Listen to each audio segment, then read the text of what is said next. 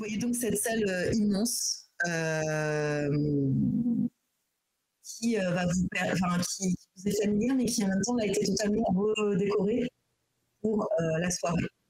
Donc, ça va par les bouquets de fleurs dont on parlait tout à l'heure, mais aussi des tentures qui ont été attachées depuis le plafond. Donc, c'est un plafond très haut, hein, on ne savait pas vraiment comment les serviteurs s'y sont pris, mais ils ont réussi à le faire. Attacher des tentures au niveau du plafond en direction des murs pour donner cette impression un peu plus cosy qu'il n'y a pas forcément habituellement. Mais encore une fois, tout est entièrement noir, illuminé par des centaines de bougies un peu partout, des chandeliers, etc.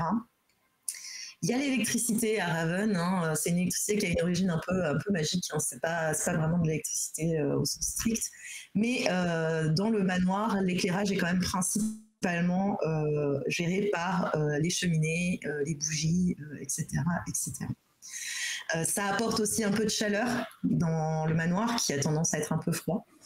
Et donc vous avez ces décorations un peu somptueuses partout, les tentures. Certains portraits ont été déplacés de certaines ailes, ou certaines sculptures ont été déplacées de certaines ailes pour être apportées dans la salle, notamment une immense représentation de Raven à sa fondation, afin d'honorer un petit peu l'objet de cette soirée.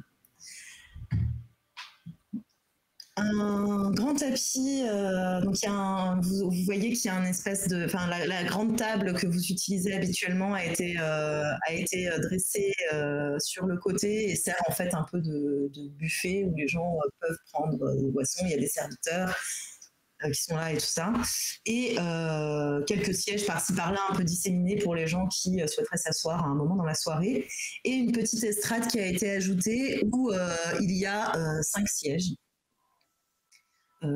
Qui font face à l'intégralité de la salle, donc vous devinez assez facilement que c'est votre destination. Vous vous avancez dans ce corridor formé par les convives, et effectivement vous allez reconnaître énormément de têtes ce soir-là. Et quand votre mère vous dit effectivement qu'elle a invité tous les gens un peu, tous les notables de la ville entre guillemets, c'est tout à fait le cas. Je vous partage au fur et à mesure sur le let's roll, mais bien sûr, vous avez le Ganka si besoin. Vous avez notamment la première personne que vous voyez et qui vous accueille avec un sourire. Pour le coup, elle n'a pas vraiment l'air hostile à votre présence. C'est Lady Annabelle Lee, qui est un membre de l'ordre. Elle fait partie ce qu'on appelle les remparts. Donc en fait, ce sont les personnes qui sont en charge de lutter. En fait, c'est la famille Lee, hein. En général, les responsabilités au sein de l'ordre sont attribuées à des familles entières, hein. Et en fait, leur rôle, c'est de veiller sur la brume et de s'assurer qu'il n'y a rien qui sorte. Voilà, des tunnels qui mènent à la ville, de venir en aide aux gens qui sont piégés dans la brume, ce genre de choses. Donc ça, c'est leur rôle à la famille Lee. Et Annabelle Lee est la représentante en tout cas de sa famille au sein de l'ordre. En général, les représentants des familles sont les chefs de famille ou en tout cas en sont les héritiers directs. Quand bien même si leur famille a la responsabilité, ils travaillent avec d'autres gens qui sont d'autres familles, mais le réceptacle, entre guillemets, vraiment du rôle est lié au nom de famille et à la position dans la famille aussi. Donc Annabelle Lee, Lady Annabelle Lee, puisque c'est une noble, hein, au sein de l'ordre, de toute façon, il y a des membres du conseil plus particulièrement, donc vraiment les chefs de l'ordre qui sont là ce soir. C'est une femme qui a une quarantaine d'années, de longs cheveux noirs, un petit peu asiatique, et qui, oui, pour le coup, vous semble plutôt favorable. En tout cas, vous savez qu'elle entretient des bons rapports avec vous et que plus d'une fois, elle s'est posée à Lord Usher sur des sujets qui vous concernaient. qu'elle vous a sauvé la mise quelques fois. À vous ou à votre famille, hein, bien évidemment. À côté d'elle se trouve un homme, lui aussi un peu tout sourire, qui est en fait le Lord Adolphe Montrésor.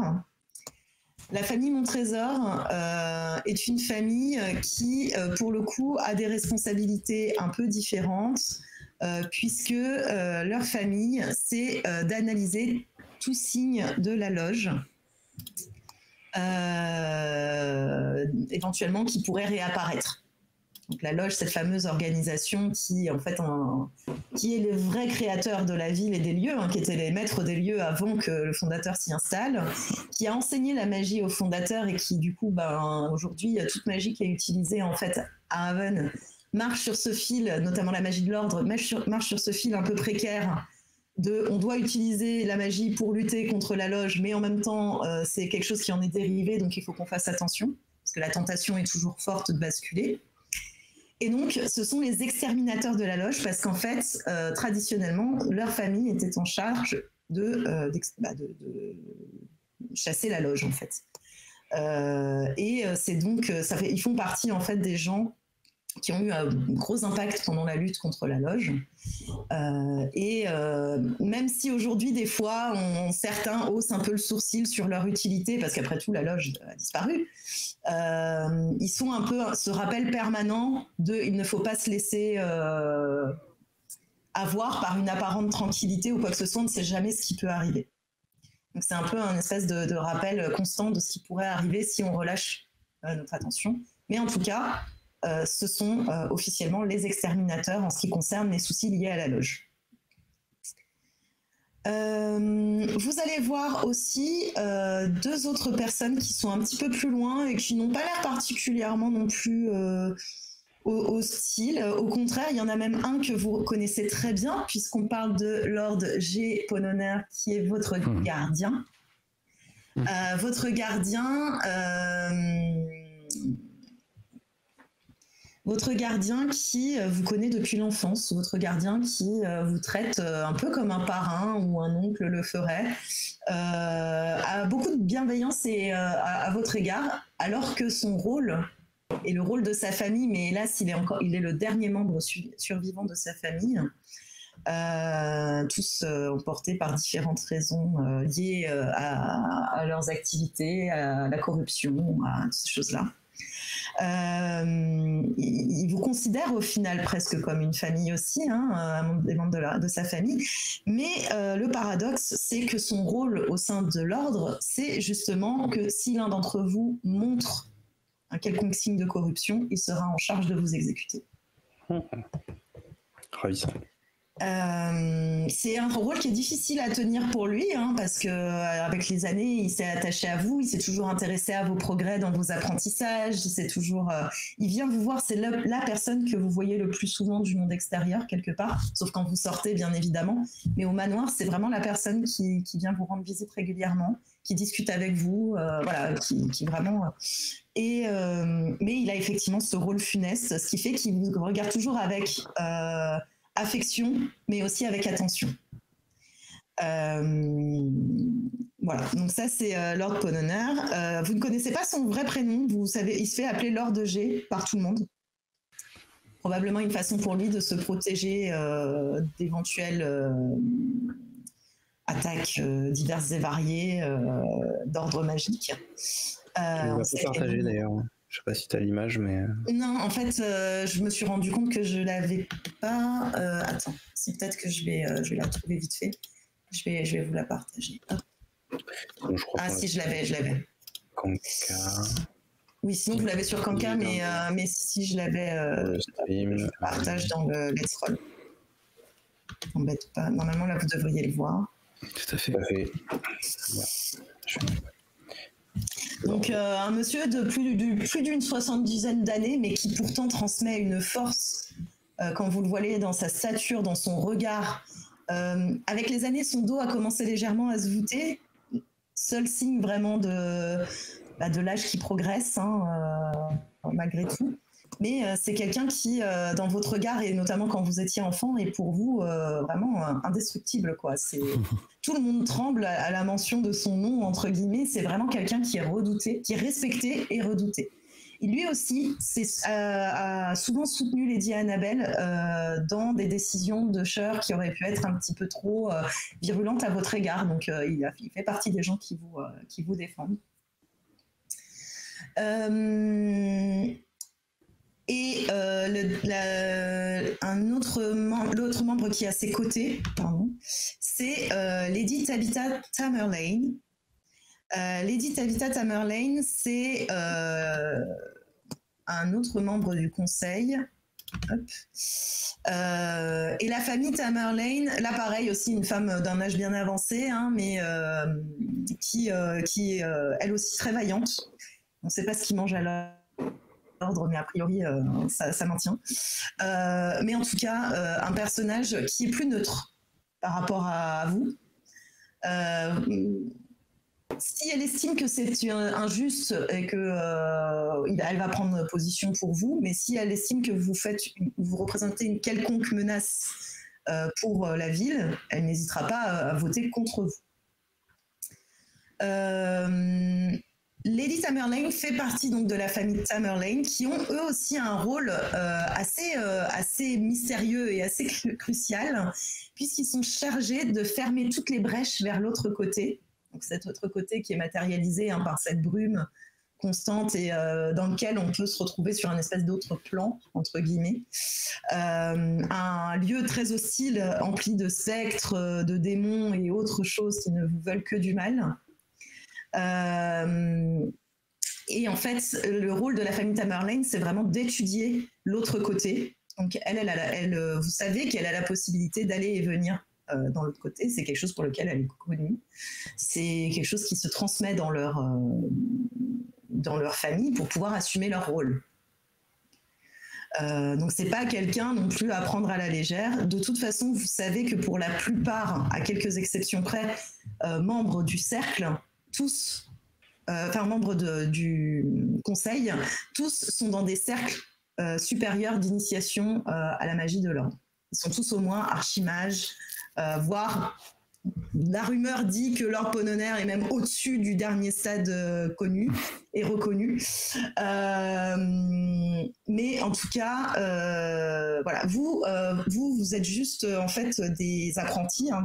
Vous commencez la partie en étant sur le premier cercle de la magie de l'ordre. On vous a initié en prenant une fiole de votre sang. Ce qui permet d'agir contre vous aussi si la corruption s'empare de vous. Mais les membres de l'ordre, pour le coup, oui, sont vraiment très hauts là-dessus en termes de pouvoir, en termes de ce genre de choses. Et donc voilà, donc, leur rôle, effectivement, c'est vraiment de gérer, en tout cas à la famille Tamerlane, ces aspects liés à la brume. De l'autre côté, pardon. Donc c'est un bon tandem avec notamment Lady Annabelle, et Lord Pononer peut aussi des fois intervenir quand les deux autres familles n'arrivent pas à lutter contre ce qui sort de la brume.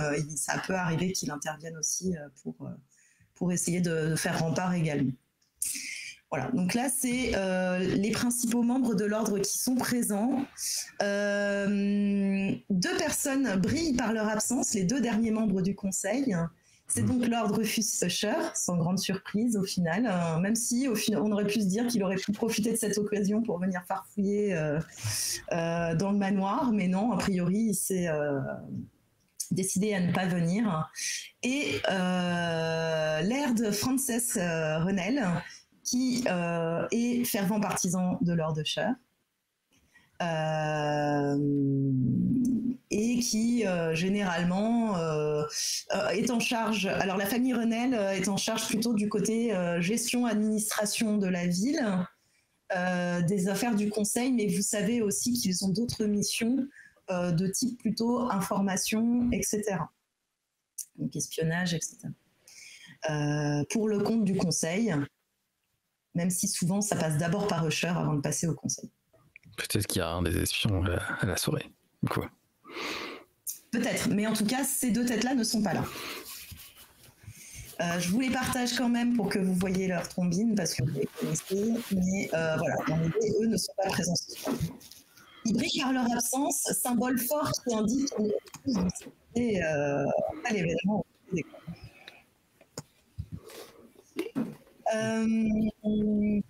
Trois autres invités marquent votre passage. Si d'autres sont présents, on va dire parmi les gens notables. Notamment Madame Eugénie Lalande, qui, comme vous le remarquez, brille par l'absence de titre, puisqu'elle fait plutôt partie d'une famille de bourgeoisie commerçante très très riche. C'est la chef de la guilde des marchands. Clairement en bisbille avec Lord Usher, ça vous le savez. Les relations entre l'ordre et la guilde sont vraiment tiennent à un fil. Mais on n'est pas loin, plusieurs fois pas loin passé d'une guerre ouverte entre les deux.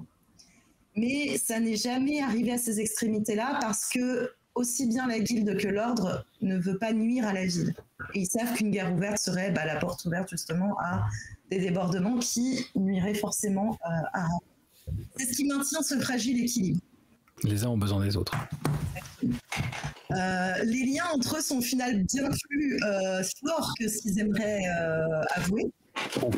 Mais en tout cas, cette femme est une femme qui force également leur respect.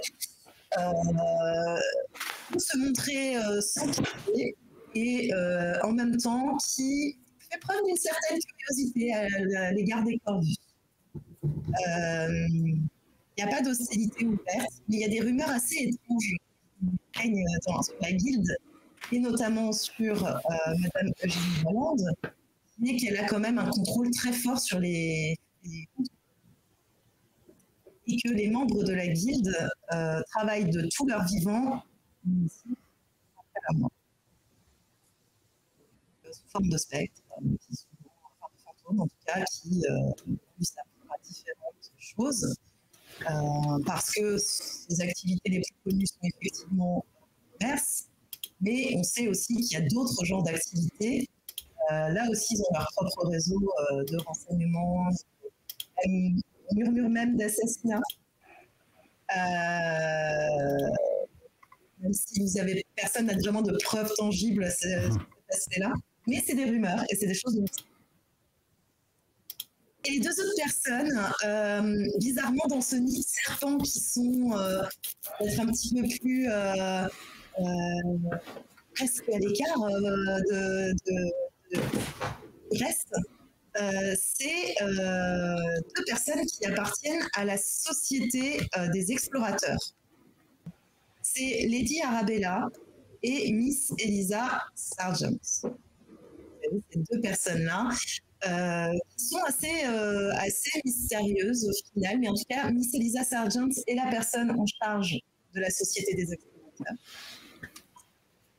Vous avez peu d'informations sur leur famille, si ce n'est qu'il y a une rumeur qui court sur Lady Arabella, même si vous ne connaissez pas son nom de famille, qui dit que elle porte son titre de Lady parce qu'elle serait issue de l'aristocratie, mais on ne sait pas vraiment de quelle famille, alors que Miss Eliza Sargent appartient plutôt à la bourgeoisie. Ce sont des intellectuels, notamment Miss Eliza, avec un fort intérêt pour les mystères que recèle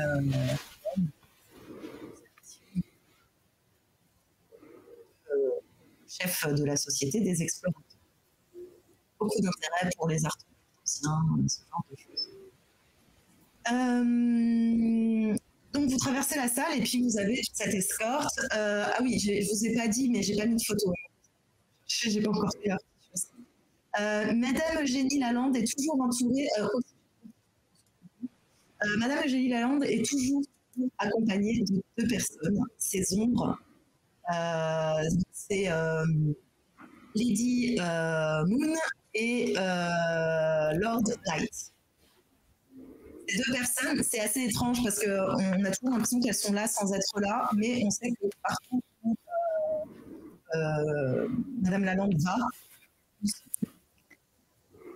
Donc en fait, peut-être même qu'en passant, vous les percevez pas tout de suite, puis à un moment, vous tournez la tête et hop, vous en voyez un qui est en train d'évaluer vraiment ses gardes du corps. En fait. Peu importe où elle va,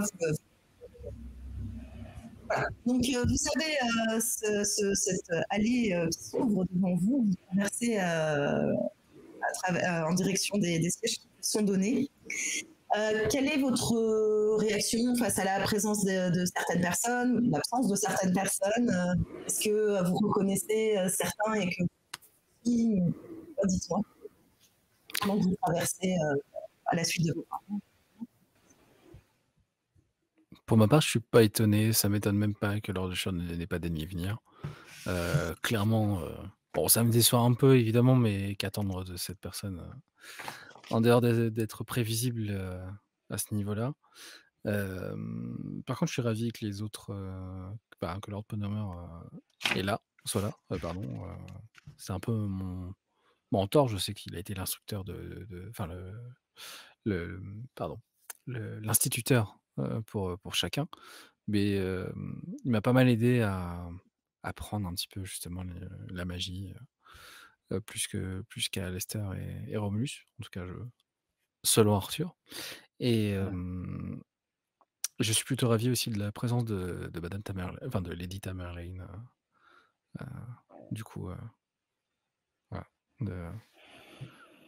Lady Tamerlane et pardon, j'ai plus le nom. Annabella. Annabelle Lee, voilà. Annabelle Lee. Voilà, Ouais. c'est ça. Et les autres, disons que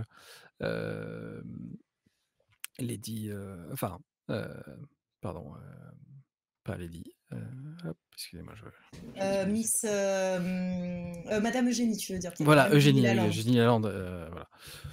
Je suis pas indifférent non plus, mais je suis pas non plus méfiant. Enfin, je reste sur mes gardes, mais disons que c'est pas non plus. Je suis plutôt curieux de voir comment elle va réagir au cours de la soirée. Voilà. Voilà. Mais après, pour les autres, bon, plutôt indifférent, finalement. Bah, pour ma part, c'est à peu près la même chose. Je suis assez, bon, de toute façon, ça me plaît pas d'être dans ce bal et la plupart des gens qui sont là me intéressent pas beaucoup. Alors Eugénie, il y a une forme de respect et de curiosité quand même parce que ça a l'air d'être quelqu'un qui est, enfin, voilà, elle piquait ma curiosité. J'apprécie aussi, Lord Jeponner parce que c'est un étrangement, malgré que ce soit mon gardien, il y a peut-être une relation qui est assez étrange, peut-être aussi c'est une forme de curiosité parce que mine de rien, je me confiais assez souvent à lui. Notamment, en fait, voilà, malgré que ce soit notre gardien et que potentiellement ça pouvait me mettre en danger de mort, je lui ai déjà confié, ouais, qu'il arrive des choses, un petit peu tragiques à des personnes qui m'ont irrité, même si je m'en souviens pas. Enfin, en fait, je suis assez transparent, là-dessus et étrangement, il s'est toujours rien passé donc c'est un confident assez étrange. Peut-être que je teste un peu toujours la ligne en me disant: «Bon, bah, peut-être qu'il devra m'exécuter» et il y a peut-être cette curiosité un peu morbide aussi de qu'est-ce qui va se passer. Donc je le salue du regard. Après bon, bah, je fais mon rôle et cetera jusqu'au moment par contre où du coup j'aperçois une femme que je ne connais pas, qui porte une grande robe blanche et alors là, tout de suite, c'est un regard extrêmement noir que vous connaissez bien tous les 2, que je vais lui jeter.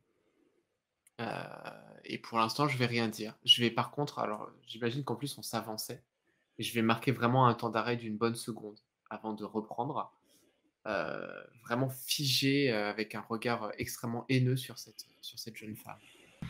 Elle sent son regard, elle sent ton regard sur elle, hein, parce qu'elle vous, comme tous les autres convives, elle vous observe et tu la vois se recroqueviller un peu sur elle-même. Clairement, tu lui as fait peur. OK et juste avant de reprendre, je la salue, avec un petit sourire, mais qui est, un mélange enfin, rassurant, pas sûr, parce que ça a l'air d'être un sourire un peu amusé. Enfin, en tout cas, je marque que je l'ai vu clairement, à nouveau et du coup, je masque ce 1er regard haineux que j'avais pour un truc un peu plus, taquin, mais peut-être assez mauvais, peut-être un peu comme un chat qui dit à la souris qu'il va avoir envie de jouer avec.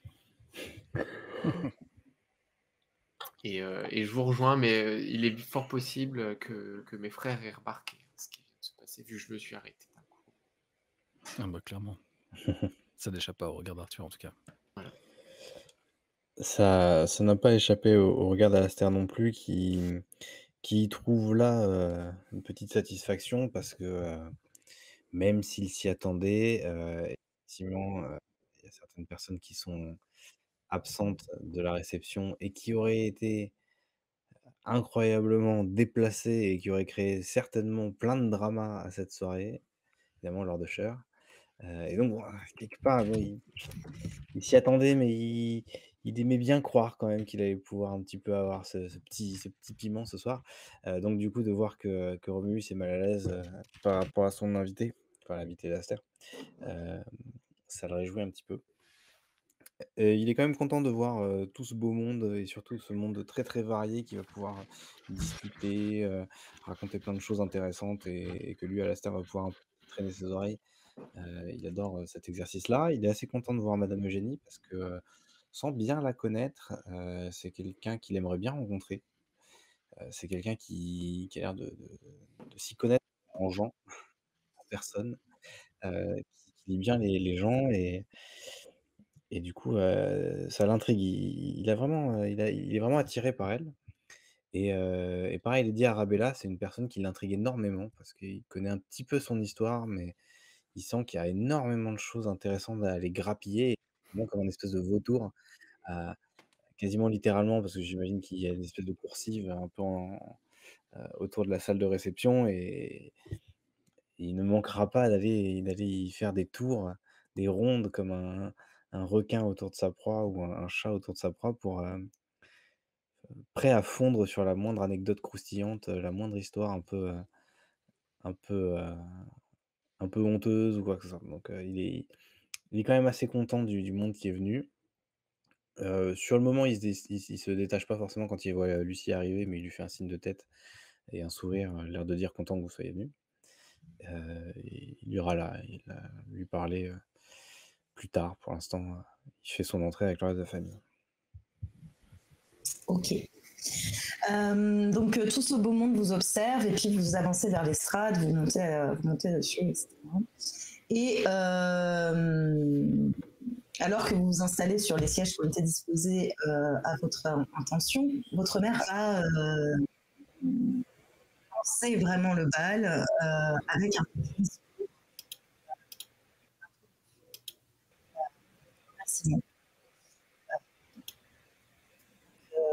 Elle va dire merci à tous pour votre présence ce soir, enfin, aujourd'hui. Nous espérons que vous avez passé un bon moment. Il m'a semblé important de revenir à nos anciennes coutumes et donc de poser un bal, même s'ils se sont fait afin de célébrer des liens qui unissent nos différentes familles, nos différents intérêts, et faire en sorte que tous ensemble nous continuons à œuvrer pour l'intérêt de tous.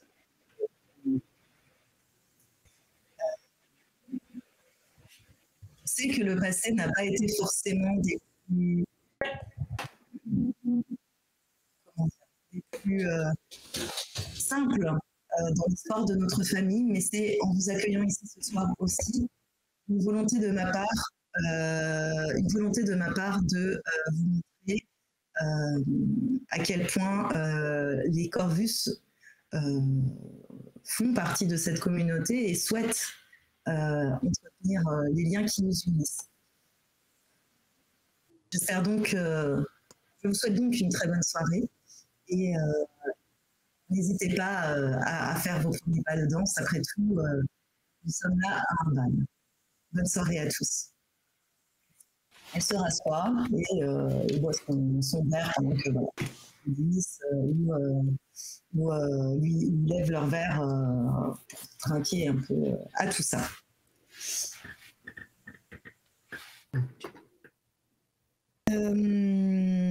Certaines personnes, notamment Lord J, qui vous connaît bien, va venir vous saluer un petit peu plus personnellement auprès de l'estrade. D'autres vont peut-être aussi venir dire bonjour. Ça va vous prendre quelques minutes.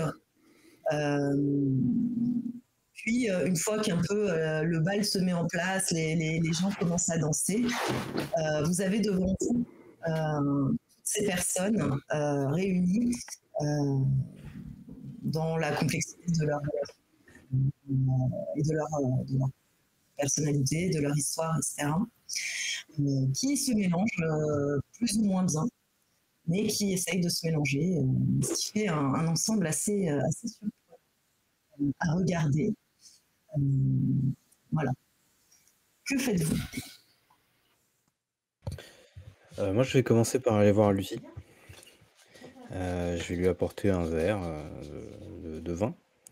Et je m'approche d'elle, je lui dis alors, qu'est-ce que vous pensez de cette assemblée?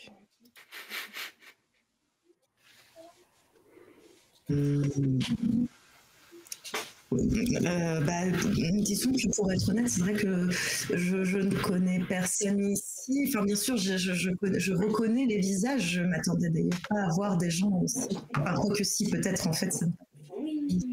Tu vois qu'elle est un peu troublée dans ce qu'elle dit. À ce qu'il y ait des gens aussi prestigieux ce soir, j'espère cependant ne pas avoir fait un quelconque impair, car j'ai eu l'impression que votre frère avait l'air un peu de mauvaise humeur. Alors, vous inquiétez pas, c'est une petite blague entre nous. Je la prends par le bras et je l'emmène justement sur les coursives au-dessus de la salle, jusqu'à un endroit en particulier. Et je lui dis, bah, je comprends que vous sentiez pas forcément tout à fait votre place. Et, comme je vous l'ai dit, c'est pas le but non plus de vous présenter des gens, de vous forcer à rentrer dans ce milieu-là. Voyez ça un peu comme au zoo. Et je l'amène à un endroit de la coursive. Là, c'est une espèce d'installation acoustique.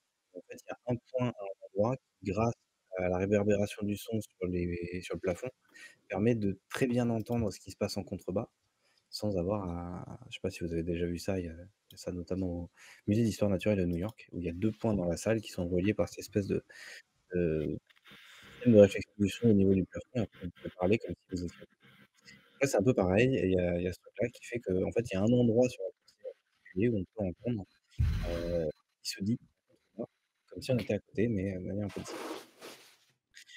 Donc je lui dis: «Bah, voilà, mettez-vous là, écoutez, vous allez apprendre certainement des choses passionnantes, vous allez avoir un petit aperçu de cette vie, de cette société-là. Heu, Profitez un peu de l'expérience», je lui tends le verre de vin, «et si à un moment vous ne vous sentez pas à l'aise, vous avez besoin de plus de calme, vous êtes libre de partir évidemment, mais n'hésitez pas à venir me voir et je vous mènerai dans mon salon pour que vous puissiez vous reposer, lire un livre, dormir, à votre aise». Euh, merci, merci beaucoup. Effectivement, je me sens un petit peu plus à l'aise ici qu'en bas. Est-ce que l'endroit où tu l'as amené, ça donne toujours, enfin, du coup, tu entends bien, mais tu peux voir aussi le Bah, je sais pas comment vous imaginez le truc, mais j'imagine vraiment une salle de réception, et c'est juste que sur les côtés, il y a des espèces de petits balcons, OK.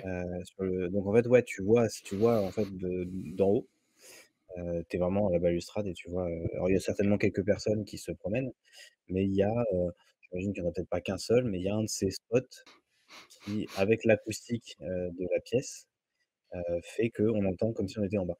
OK, ça marche et du coup, bah, les moments où tu vas donc discuter avec elle et cetera, si ton regard s'attarde par contre sur tous les convives, moi j'ai pas bougé de ma place. Je bois pas, hein, mais j'ai toujours mon verre de vin que je fais tourner de façon à aligner vraiment, en fait, à ce que le mouvement du nectar soit vraiment, enfin, qu'il fasse un cercle un peu assez parfait dans le verre, sans y toucher plus que ça. Et en fait, quand tu vas remarquer, c'est qu'à un moment, je vous fixe du regard. Je te fais un sourire, bizarre, parce qu'à la fois j'ai l'air, extrêmement intéressé, joyeux, enfin, tu te dis que oui, la blague a prise clairement. Après, je sais pas ce que tu cherchais faire, mais tu sens que il risque de se passer des choses et même, si ton regard accroche, je vais même te lever le verre, en montrant des dents un peu carnassières, Bah, je vais te rendre ton salut, je vais dire, bon voilà à Lucie, ce que je lui ai dit de rester là, de profiter un petit peu et puis je vais finalement descendre te rejoindre OK. et Donc moi et je reste à la table, qui nous a été assignée. et je te rejoins et je te dis: «Alors, il semblerait que la jeune Lucie t'ait fait de l'effet?» Eh bien, c'est plutôt sa robe, mon cher frère. Je vois que si tu as peut-être bien travaillé, le la surprise que tu devais préparer pour mère, alors peut-être n'as-tu pas eu le temps d'avoir la décence de choisir toi-même, des robes, par tes propres inspirations. Mais bon, Écoute, on m'a demandé si je voulais la même que celle que tu avais proposée. Je me suis dit que ça serait peut-être plaisir mmh. d'en voir une deuxième. Tu as donc jugé bon de détériorer, l'effet introspectif de ma future surprise.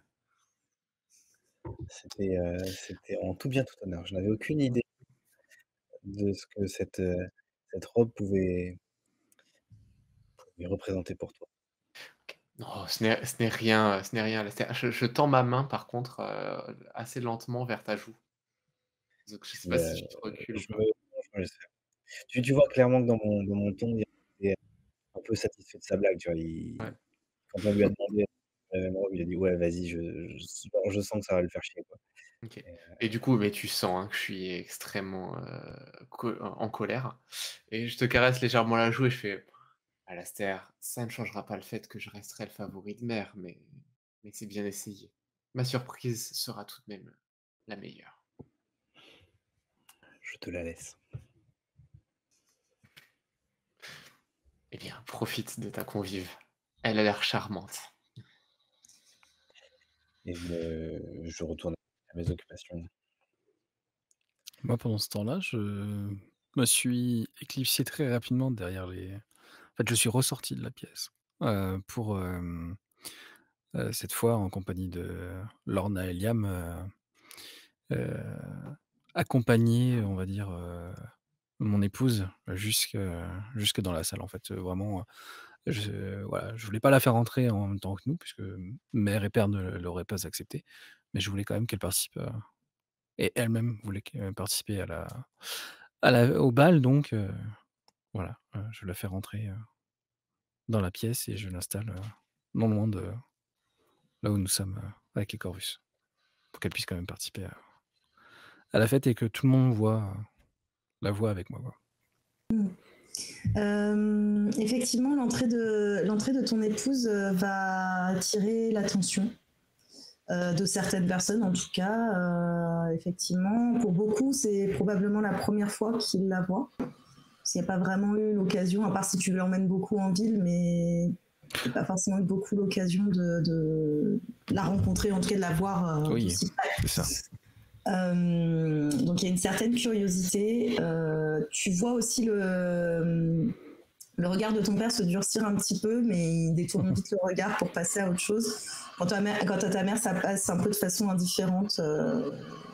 Et elle continue à scruter les invités qui, comme elle fait assez souvent, hein, assez silencieuse et avec un regard assez acéré, elle observe un peu la dynamique de ce qui se passe. D'accord. Est-ce que tu as peur, Arthur, si, lorsque Romulus, par exemple, si potentiellement il s'est déjà rapproché, enfin, parce qu'il a déjà rencontré ton épouse, est-ce qu'il te sentirait, enfin, est-ce que tu serais mal à l'aise? Ça aurait été par rapport au passé, hein. Mmh. Et le fait qu'il interagisse, qu'il se rapproche, qu'il discute avec elle, voire qu'il se rapproche vraiment, potentiellement physiquement, qu'il la touche, ça t'aurait mis mal à l'aise, ces choses-là? Ou Non, pas particulièrement parce que Dahlia n'est jamais seule. Alors oui, et déjà en plus vous avez eu, je c'est vrai que je le précise quand même pour, Alistair et toi, vous avez déjà eu l'occasion de la voir puisqu'elle a déjà, mangé à quelques reprises avec la famille. Pas tout le temps parce que, bah, elle sait que c'est une épreuve, pour tout le monde donc veut pas s'infliger ça non plus, mais elle a déjà mangé à quelques reprises et vous l'avez déjà effectivement, elle vous a déjà accueilli dans mon aile en tout cas, à plusieurs reprises aussi quand vous êtes, venus me voir et que je n'étais peut-être pas là, peut-être, voilà. Et personnellement, ça me dérange pas plus que ça parce que je sais très bien que Lorna et Liam, Mmh. veillent sur elle, OK. OK, voilà. OK. Donc tu peux Donc interagir, enfin Romulus peut interagir avec elle, il y a aucun souci évidemment. ouais, du coup, comme effectivement, tu es plutôt serein avec ça, c'est assez vite ce qu'il va finir par faire. Il va poser son verre, en plus, il se dit que ça va le détendre. Là où je suis moins serein, c'est surtout par rapport aux invités aussi, c'est un test, Mmh. voir, quelles sont, un peu les intentions de chacun, par rapport à Dahlia justement. OK. Et du coup, ouais, Romulus va se rapprocher vraiment, et enfin, dire bonjour à Dahlia, lui souhaiter, enfin, dire qu'il voilà, qu'il espère qu'elle va bien et cetera. Il lui tient la main, un petit peu. Mais, ouais, contrairement à d'habitude, ouais, quand il touche les gens, il y a toujours un truc qui fait un peu qui met mal à l'aise. Avec elle, il a l'air quand même vraiment assez, chaleureux. Et c'est peut-être aussi le fait qu'elle soit du coup paralysée. Elle peut parler quand même, hein, et Mmh. voilà, hein, évidemment, mais elle est intégralement paralysée du corps.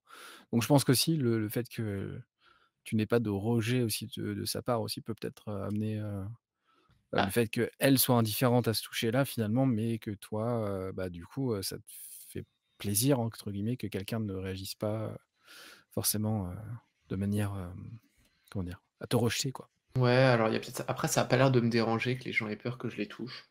Mais c'est ce que tu te dis peut-être aussi, c'est que comme justement elle se déplace pas, en fait, elle trouble rien. Elle peut pas générer ce qui m'énerve en général, qui est l'agitation. Mais, ouais, après tu te l'expliques pas forcément plus que ça, mais il est toujours assez chaleureux, assez accueillant. Très bien. Ok. Donc la soirée suit son cours, vous observez un petit peu les allées et venues de chacun. Et est-ce que vous portez une attention particulière à certaines personnes ou est-ce que au contraire vous êtes totalement oublieux de ce qui se passe et vous avez le droit aussi de juste faire voilà bonne figure entre guillemets. Mais voilà, est-ce que pendant la soirée vous voulez vous intéresser à des gens en particulier? Bah, moi, comme j'ai dit, je vais m'intéresser à Madame Eugénie, je pense. Mais j'ose pas trop aller lui parler directement. Donc ça va plus être écouter un peu ce qu'elle raconte, comment elle se comporte, ce genre de choses. Tu vas l'observer et à voir qu'elle est toujours avec cette espèce de longue pipe qu'elle fume en permanence, qui met autour d'elle une sorte de brouillard presque par moment, tellement il y a de la fumée. C'est pas du tabac qu'elle fume. Tu le sais, tu le sens en tout cas. C'est une odeur assez âcre, assez particulière, en même temps un peu suave. Peut-être que tu sais que c'est pas vraiment un secret, hein, mais que certaines personnes fument des choses qui sont dérivées de la brume en fait. Un peu comme une espèce de stupéfiant, hein, ce genre de choses. Et elle a tendance à être un peu constamment avec cette espèce de pipe qu'elle fume en permanence. Tu la vois interagir avec différentes personnes, notamment les jeunes femmes de la Société des Explorateurs. Mmh. Elles ont l'air d'avoir des échanges cordiaux, comme si elles se connaissaient bien. Après tout, la Guilde et la Société des Explorateurs travaillent beaucoup ensemble pour monter les expéditions, etc. Hein. La Guilde fournit aussi beaucoup de ressources à la Société pour pouvoir justement permettre ces explorations au-delà de Raven. Hein. donc dans le continent, dans le reste du continent en fait perdu. Tu vois ces deux ombres par intermittence, encore une fois, c'est assez étrange. Mais par moments, tu les vois se balader dans la salle. Peut-être qu'à un moment même, l'un des deux a croisé ton regard et t'a fixé un petit peu parce que justement, s'est rendu compte que tu écoutais un peu ce qui se passait autour de leur... de leur maîtresse en fait, hein, tout simplement. Pas particulièrement de l'hostilité, mais tu sens qu'ils sont prêts à intervenir si quelque chose pourrait menacer Madame Lalande. Tu vois qu'elle va interagir avec d'autres personnes aussi pendant la soirée. Elle n'a pas l'air de vraiment faire de distinction en fonction des statuts. Elle s'en fiche un peu. Enfin, en tout cas, elle a l'air de s'en fiche un peu.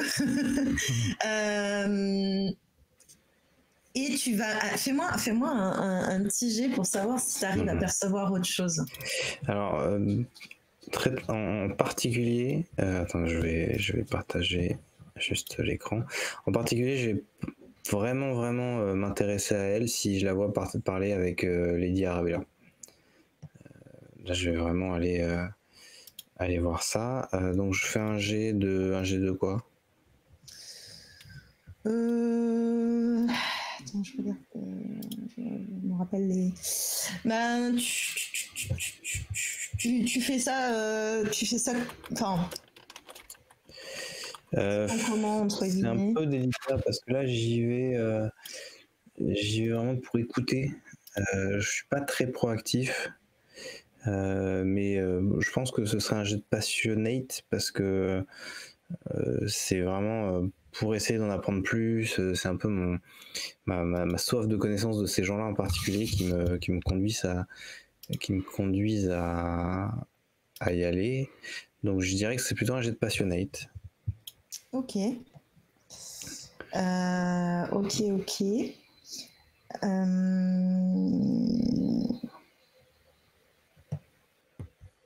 Est-ce qu'il y a autre chose qui s'associe? Alors, ça, pour le coup, ça rejoint un peu mon aspect ténébreux que je note des éléments de la vie personnelle des gens. Donc là, je suis clairement en train d'essayer d'en apprendre plus sur les gens. Ok. Ça me va. Eh ben, on va faire comme ça.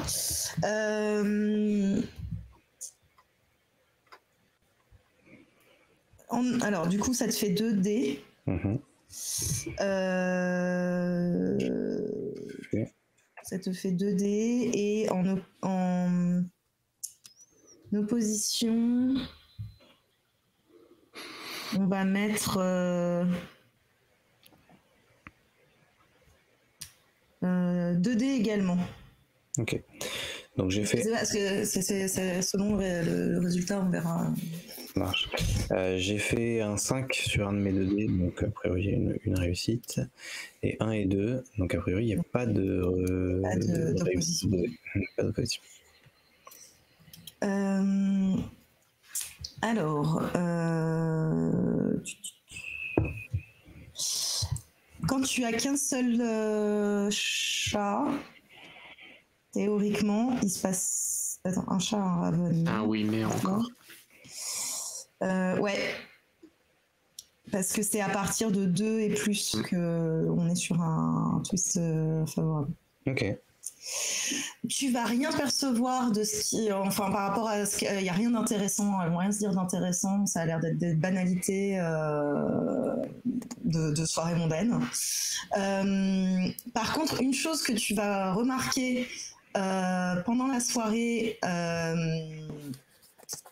dans son attitude, dans son comportement, et pas que le sien d'ailleurs, c'est qu'elle va... Attends, je vérifie juste un truc, pas dire de bêtises.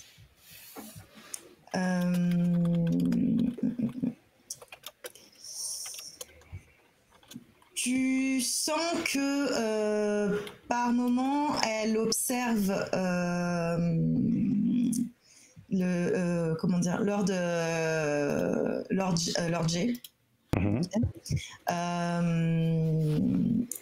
Il y a un certain secret dans comment dire, dans son regard, mais assez étrangement, l'un comme... Et d'ailleurs, la réciproque est assez vraie. Il y a même un peu d'admiration dans le regard de Madame Lalande. Mais bizarrement, malgré ces échanges de regards, il ne s'adresse absolument pas la parole. Ok. Ok, je le garde pour moi pour l'instant et je vois si... Voilà. Pour l'instant, je n'en fais rien, mais j'irai peut-être voir Lord G si j'ai l'occasion. Pour l'instant, je reste un peu en satellite de Madame Eugénie et Lady Arabella et je prête une oreille attentive à ce qui se dit. Ok. Du coup, de mon côté, moi, la personne qui m'intéresse, c'est plus Lady... Oh, c'est Tamerlane. Parce que j'ai entendu dire, enfin, c'est ce que tu disais, ouais, que sa famille aurait le secret de voyager, enfin, d'aller venir dans les brumes. C'est ça, hein? Elle passe de l'autre côté, en fait, elle peut aller de l'autre côté. Et vous savez pas comment c'est possible, mais vous savez que c'est possible. Yes, et sachant que, notamment à cause de ma curiosité et le fait que Alastair m'avait convaincu qu'il fallait absolument que j'aille voir ça, je m'en étais rapproché et j'ai failli mourir à cause de ça. Mais c'est vrai que ce qui en était ressorti, c'est que je m'étais dit que vraiment c'était un spectacle, enfin ceux qui n'ont jamais vu ce spectacle de la brume, s'ils meurent sans avoir tenté de le voir, c'est bien dommage. En tout cas, c'est ce que je retire aujourd'hui de ça, et donc j'aimerais bien y retourner, revoir. Et elle a peut-être vu encore plus. Donc je vais pas pour l'instant, enfin en tout cas pendant une bonne petite partie, je vais l'observer, voir si déjà si elle consomme des mets particuliers, qu'est-ce qu'elle a l'air de faire. Moi je vais rester plutôt dans l'observation pour l'instant.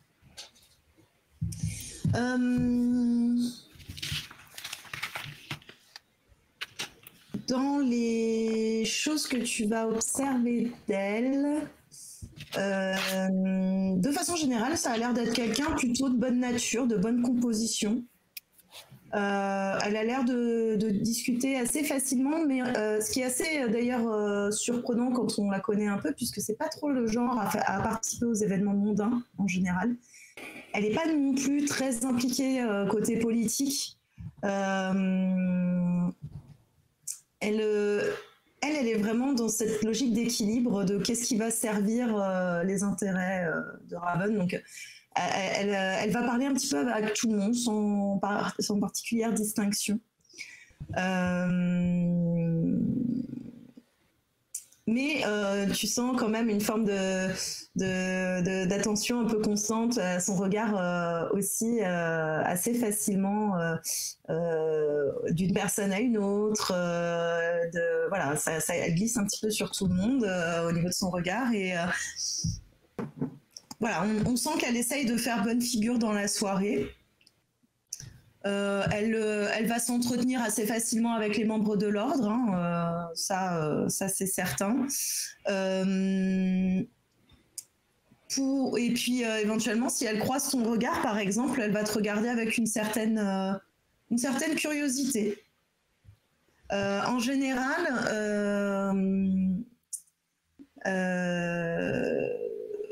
tu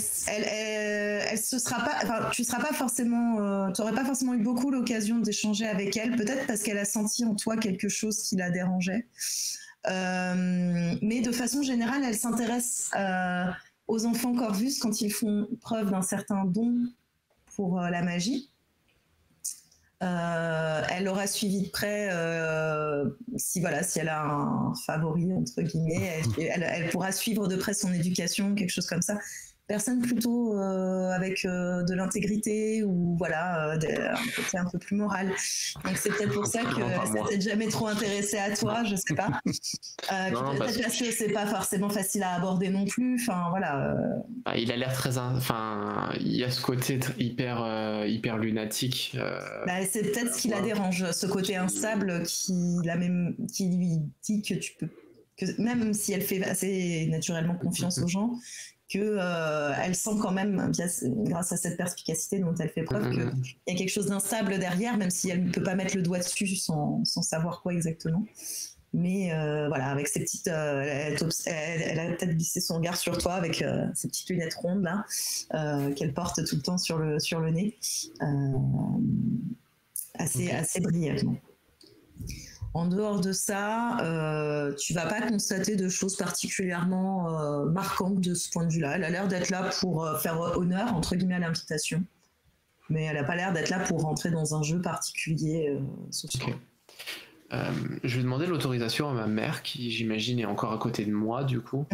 À moins qu'elle ait été dans ses... Non, vos parents, ils président vraiment la soirée. Ouais, peut-être à un moment, ils iront danser pour marquer le... Voilà. Okay. Mais ça laisse l'occasion aux gens de... Voilà, sinon, il faut un peu décorum. Ouais. Ok. Donc, je lui demande, je m'adresse à elle avec une voix très calme, parce que ma maman, c'est un petit peu ma préférée quand même. Même si elle me donne des ordres, mais déjà c'est un bon signe parce que j'accepte ses ordres. Mais m'adresse gentil, je lui fais un sourire vraiment un peu plus enfantin que les sourires d'habitude que je fais. J'ai une attitude un peu plus d'enfant avec elle. Chère mère, m'autoriseriez-vous à discuter avec Lady Taverlane ne vous en faites pas, ce ne seront que des sujets d'ailleurs qui portent sur potentiellement mes études. Enfin voilà, l'idée d'en apprendre plus. Bien sûr, mon fils. Allez-y. De toute façon, il est bien d'entretenir un petit peu, de faire la conversation aux invités. Ça montrera aussi à quel point nous sommes... comment dire, accueillant. Oui, parfait. Mais prêtez attention au sujet que vous abordez avec elle. Je n'ai pas à vous rappeler qu'elle est membre de l'ordre. Mais ne vous en faites pas. Au contraire, c'est plus...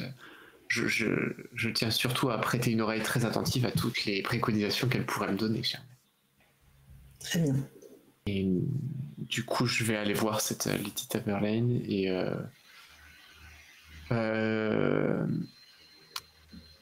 Ouais, en fait, je vais vraiment d'abord aborder rapidement, saisir le fait qu'elle soit un peu toute seule à un moment, attirer son attention en disant une petite figure hostile, truc un peu apaisant du style, montrer qu'elle et moi, visiblement, on n'a pas l'air d'être fans des mondanités et de la politique. Vraiment lui dire, Madame Taverlane, j'espère que les mets sont à votre goût. Je pense que vous et moi, la plupart des conversations ici ne sont pas des plus intéressantes. Je suis ravi de vous voir en tout cas, car vous passez assez peu dans le manoir. Je pense que vous êtes très occupé et j'aurais justement beaucoup de questions à vous poser si par ailleurs il vous est possible d'éclairer ma lanterne sur certains sujets. Quand elle te voit approcher, elle est presque un peu surprise. Elle ne pensait pas que tu viendrais lui parler, mais elle t'accueille assez ouvertement. Romulus, oui, effectivement, ce genre de soirée, n'est pas vraiment dans mes habitudes, mais bon, il était normal, je trouve, d'être présente pour un événement aussi important. Et puis c'est une occasion rare de effectivement tous se rassembler et encore plus au manoir de votre famille. Mais dites-moi, comment progresse votre apprentissage Eh bien, je pense que Lord Bonhonneur aura peut-être eu l'occasion de vous en parler un petit peu, mais il se déroule à mon rythme un peu spécifique, parce que j'étudie de manière plus spontanée, comme dirait mon père ou Lord G. Mais il se déroule à merveille. Mais Et je pense que justement, je manque par rapport à mes frères d'apport théorique sur certaines choses et j'aurais été curieux de savoir, vous qui êtes extrêmement familière, je pense que même vous êtes peut-être la membre la plus familière de la brume de l'ordre. Peut-être qu'il y a des choses sur lesquelles, puisque de manière assez obéissante, je préfère éviter de m'en approcher comme mes parents m'ont toujours préconisé, mais peut-être que vous pourriez m'en dire un petit peu plus, moi qui ne peux pas, qui ne doit surtout pas m'en approcher. Est-ce qu'il y a des choses, par exemple, que tout bon praticien doit commencer à savoir avant de progresser? Quand tu commences à lui parler de la brume, effectivement, son espace d'un instant, son regard se durcit un peu. Fais-moi un jet, tiens, pour voir si elle te dit quelque chose ou faire emballer direct. Yes. En gros, alors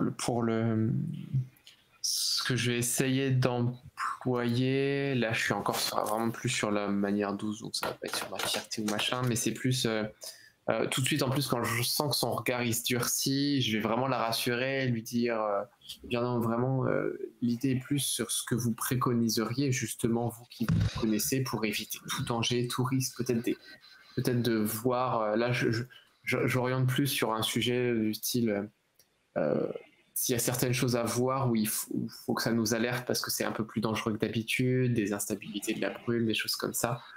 Un petit peu en mode donneur d'alerte plus que... en tout cas, je veux vraiment pas dire que je veux y aller, quoi. C'est plus... voilà. Et j'essaye de la noyer d'utiliser un petit peu tout ce que j'ai pu apprendre.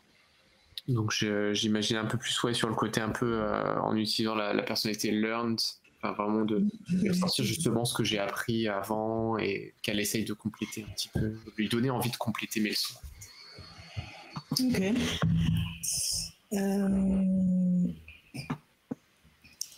C'est quoi ta tendance?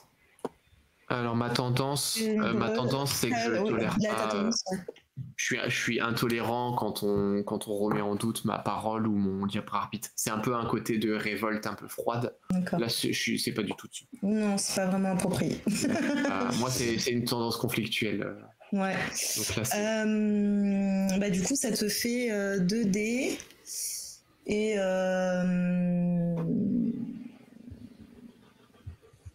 yes. Et moi, je vais partir sur un dé d'opposition. Ok. Alors, un move particulièrement compliqué et après c'est juste parce qu'elle va dire quelque chose. Yes. Alors je sais pas si c'est juste un slash roll, je me rappelle plus la commande. Slash R. Ouais. Slash R de D6. Ok. Je fais 2 réussites. Et du coup, tu veux roll. Ah oui, il faut le roll quand même. Parce que je veux savoir si tu fais une vraie réussite ou si tu bien fais... sûr. Non, c'était pour savoir si toi tu voulais le roll. Ah non, moi je le fais pas. La voix ténébreuse ne lance pas les dés. Tout est fait par les sujets. Pardon, les joueurs. Voilà, okay. Par les... les victimes. Les victimes. Non. Et elle fait un 6. Donc, du coup, ça ne te fait qu'une réussite. Ouais. Donc ce n'est pas très concluant ton approche. Elle va en gros la conséquence négative que tu vas avoir de cette réussite un peu partielle entre guillemets, c'est que pardon, excusez-moi, je viens de voir le commentaire de Raglet dans le chat. Je reviens et chat parle d'esclaves, tout va bien, je suis sur le bon live. Voilà. Parfait. On revient dans 5 minutes et on parlera de tentacules, c'est promis. Donc, la conséquence, c'est qu'en fait, elle va la suspicion qu'elle a envers toi va s'intensifier. Ok. Elle trouve que tu abordes un sujet qui est un sujet quand même particulièrement sensible. Et qu'en tant que Corvus, Oui, ok. c'est encore plus délicat. Ce qui fait qu'elle va te dire, mais mon cher Romulus, la meilleure recommandation que je peux vous donner, c'est de vous en tenir aussi loin que possible. Et éventuellement, si vous apercevez une quelconque menace qui en émergerait, de ne surtout pas vous en occuper vous-même et de prévenir les personnes compétentes. Ok. Au risque qu'il vous arrive quelque chose. Mais tenez-vous loin de la brume, s'il vous plaît. Non, mais bien entendu.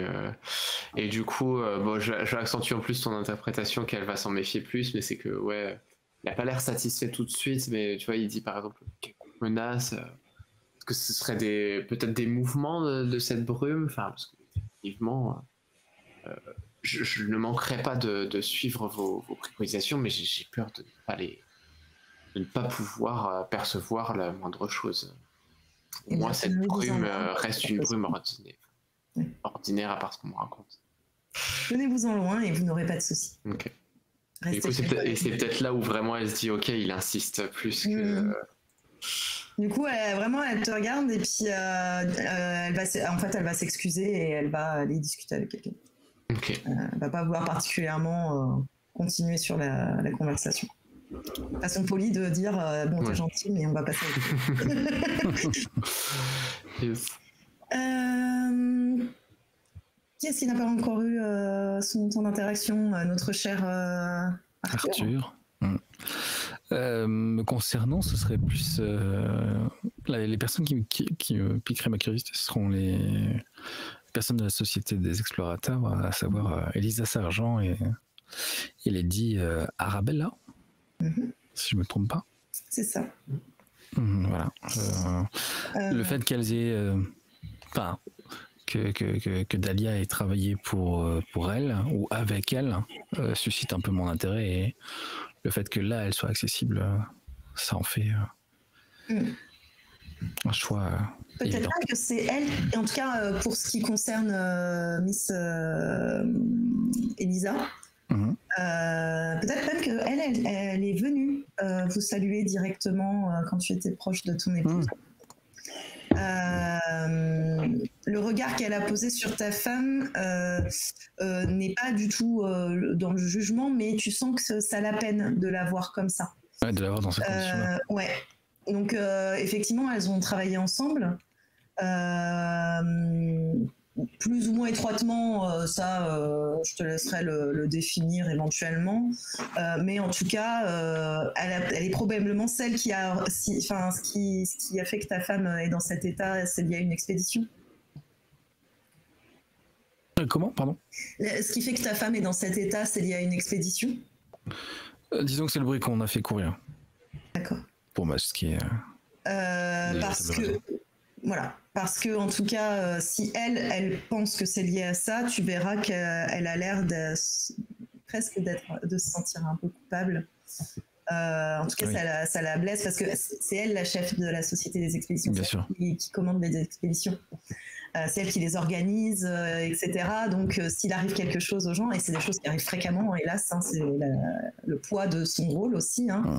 C'est le continent perdu, c'est vraiment un lieu hostile. Hein. La plupart des gens n'en reviennent pas vivants. Mais là, cette personne qu'elle connaît est encore vivante, mais dans un état qui, effectivement, n'est à ses yeux en tout cas, qu'une demi-vie. Bien sûr. Et du coup, ça lui fait de la peine, mais elle essaye de faire bonne figure. Elle essaye de discuter avec vous. Vous sentez quand même qu'elle est dans une relation assez ouverte dans la façon dont elle vous aborde, en tout cas. Et en tout cas, de mon côté, du côté d'Arthur, j'insiste bien sur le fait que je suis tout à fait disponible pour l'aider, pour la conseiller, pour être consulté peut-être aussi s'il y a besoin de l'aide des Corvus pour les expéditions. En tout cas, de la Société des Explorateurs, je me ferai une joie de l'aider autant que je peux. Voilà, bien sûr. Elle l'accepte poliment, est-ce qu'elle le fera ou pas, c'est l'avenir qui le dira, mais en tout cas elle accepte poliment, elle dit effectivement que peut-être que sur certaines questions, vos archives pourraient contenir des choses qui intéresseraient la société. Après tout, c'est la société, je le rappelle un petit peu, c'est vraiment un rassemblement très académique, intellectuel, etc. Et leur but, c'est de faire des recherches. Donc si elle hésitera presque à te dire est-ce que je pourrais, à l'occasion, venir consulter peut-être un ouvrage chez vous ou de votre bibliothèque ou ce genre de choses. C'est là, tu sens le petit intérêt de la chercheuse. Voilà, c'est vraiment ça. Donc voilà. tu sens ça chez elle, mais de façon générale, effectivement, elle va vous parler peut-être même de certaines expéditions qu'elle a menées récemment.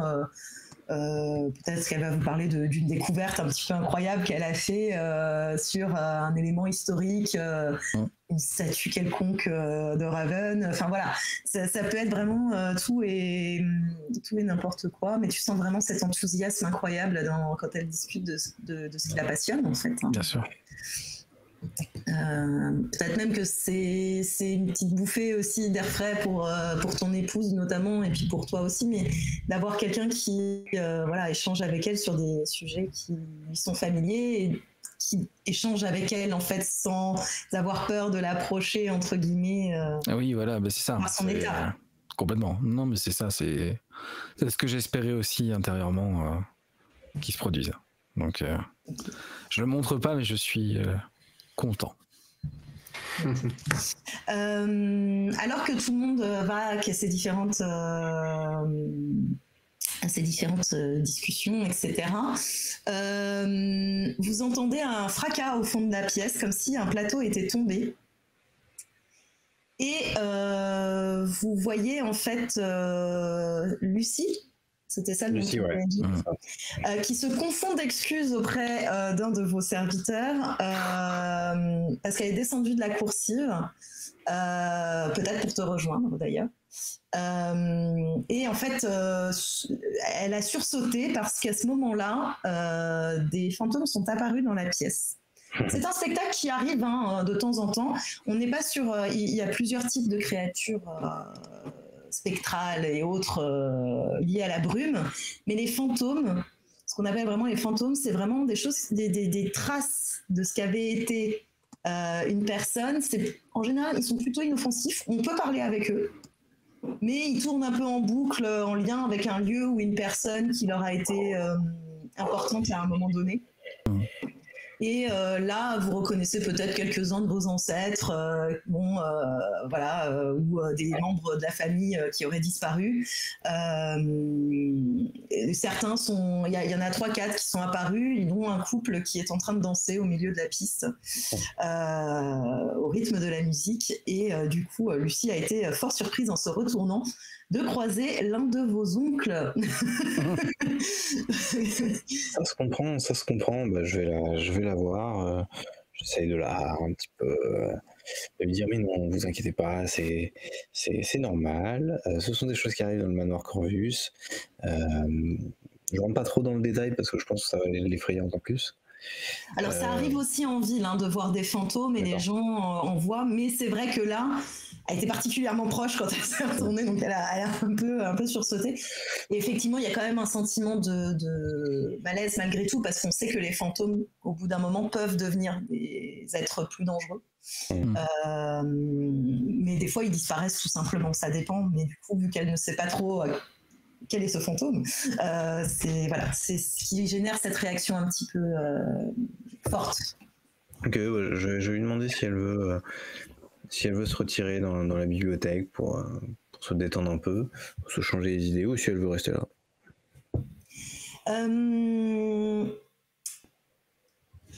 Le déroulement de la soirée, le regard de ton frère, cette surprise avec les fantômes, etc., ont fait revenir un petit peu ces peurs initiales. Et en fait, elle va vouloir... elle va dire en tout cas, j'aimerais me retirer avant que la nuit n'arrive. Ok. Libre à toi de voir. C'est la petite conséquence de ton Oui, bien sûr. égalité de tout à l'heure. Bien sûr. Moi, je veux dire, voilà, vous êtes libre de partir si vous le voulez. Vous pouvez rester passer la nuit dans le salon sans problème. Enfin, voilà, si vous voulez partir, je vous ferai quérir une calèche pour ramener chez vous. Tu n'essayes pas particulièrement de la convaincre ou non, tu lui laisses vraiment les options ouvertes. Je lui laisse les options ouvertes, mais si elle choisit de s'en aller, j'irai faire un signe à Arthur. Parce que moi, je l'ai amené plutôt pour Arthur. D'accord. Si tu n'essaies pas particulièrement de la convaincre, elle va vouloir partir. Ok. Je me retourne vers Arthur et je lui fais un signe de tête. Je me suis rapproché au fracas du plateau, histoire de m'enquérir de ce qui se passait, justement, au niveau de la situation. Moi, je me suis éloigné au contraire, parce que ça m'a... C'est ce brouhaha... Je masque un peu mon irritation, donc je vous laisse clairement tranquille. Je me suis barré. Je dis à Arthur, je te dis que cette jeune fille n'est pas vivre très longtemps encore. J'ai pas de détails précis de ce qui va lui arriver, mais dans mes flashs, il y avait effectivement des verres renversés. Donc quelque chose me dit que nous sommes pas loin du moment. Il est peut-être un peu tard, par exemple, pour rentrer. Peut-être que je ne sais, mais je serai vigilant à ta place. Je vais aller voir Lucie si elle a fait quelques pas vers la sortie pour aller justement la voir et m'enquérir de son tas en lui disant vous nous quittez déjà? T'es un peu troublé par le fait que tu viennes lui parler. Oui, je préfère ne pas m'attarder. La nuit, il va pas tarder et j'ai passé un très bon moment, mais je pense qu'il est temps pour moi de me retirer. D'ailleurs, parenthèse, excusez-moi, je finis là-dessus, mais effectivement, l'après-midi est déjà bien avancé. La nuit va pas tarder et certains invités commencent déjà à repartir, notamment Lady Tamerlane qui commence aussi à repartir. Voilà, il y a quelques personnes comme ça qui vont commencer à partir au fur et à mesure, peut-être Adolphe Montrésor aussi. Mais d'autres n'ont pas l'air d'avoir envie de partir. Peut-être comptent-ils sur le fait que le bal risque de durer toute la nuit, ce qui a pu être le cas à d'autres époques pour éviter la brume, justement, ou peut-être comptent-ils sur l'hospitalité qui va sans dire de la famille. Toujours. Bien sûr. Vous savez, il est un peu tard pour s'en aller. Peut-être en ce moment, la nuit est traître. Peut-être devriez-vous plutôt rester et repartir au lendemain. Cela serait peut-être plus prudent. Tu sens que son regard en fait va de toi à la porte, à ce qui se passe derrière dans la pièce. Enfin, tu sais, elle est vraiment en hésitation. Mon frère a beaucoup insisté pour que vous soyez présente. Il serait dommage de partir de sitôt. Tu peux me faire un jet? Oui.